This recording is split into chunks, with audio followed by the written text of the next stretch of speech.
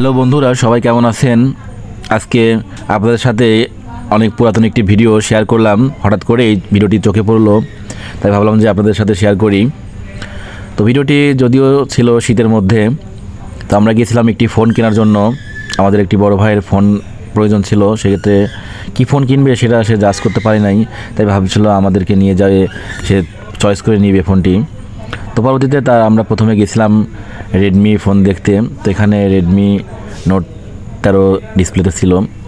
তো সে আরও কয়েকটি ফোন এখানে ডিসপ্লেতে করা ছিল, সেগুলো চয়েস করছিল এবং দাম জিজ্ঞেস করছিল যে কোনটা কেমন রেট। এখান থেকে বেশ কয়েকটি ফোন আমরা দেখলাম, কিন্তু পছন্দ হলো না। তো পরবর্তীতে আমরা চলে গেলাম রিয়েলমি শোরুমে। তো রিয়েলমি ফোন আমার আগে থেকে পছন্দ খুবই, কারণ আমি নিজেও রিয়েলমি ভক্ত। আমাদের বাসায় তিনজন আমরা ফোন ইউজ করি, তিনটাই রিয়েলমি ফোন ব্র্যান্ড। তো এই জন্য আমার রিয়েলমি ফোন পার্সোনালি খুবই ভালো লাগে। আপনাদের কার কোন ব্র্যান্ড ভালো লাগে অবশ্যই কমেন্ট করে জানাবেন। তো পরবর্তীতে এখানে এসে নতুন যে ভার্সনগুলো ছিল সেই ভার্সনগুলোই দেখছিলাম, যে কোনটাতে কত জিবি র্যাম রম। তো সব কিছু যেটাতে ভালো লাগছে এবং ফোনটা স্লিম, সব কিছু মিলাই আমরা ফোনটা নিব। তো এখান থেকে আমাদের একটি ফোন পছন্দ হচ্ছে, তো সেটার বিষয়ে কথা বলা হচ্ছে। তো এই ফোনটা কেমন লাগে আপনাদের কাছে জানান তো। এটা তো আইফোনের গেট আপ করছে, তো এমনি খুব স্লিম। তো পরবর্তীতে আমরা C61 যে মডেলটি ছিল এটাই আমরা পারচেস করছি। তো সেটা আমরা বললাম যে নতুন একটি বক্স আনবক্সিং করতে, কারণ এটা আমরা নিয়ে নেব। যে কারণে দাম কনফার্ম করার পরে আমরা এটা আনবক্সিং করতে বলি। তো দেখুন আনবক্স করে ফেলেছে।